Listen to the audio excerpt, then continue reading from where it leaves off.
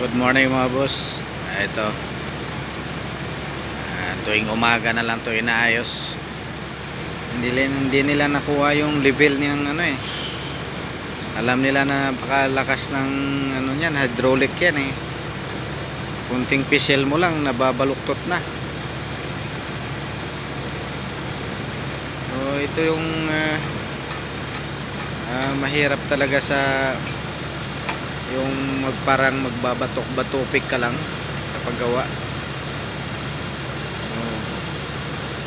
Hirap talaga.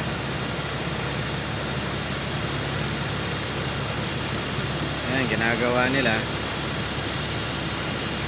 Tapos maya maya yan, babalik na naman ako to sa workshop.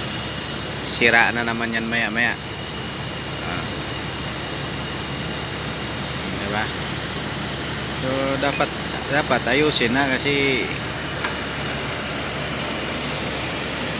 kung hindi mo ayusin yan, talagang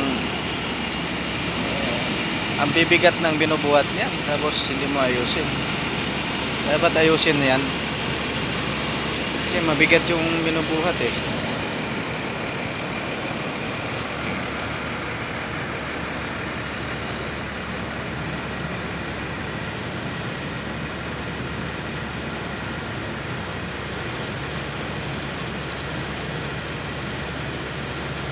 So sana lang bumababa.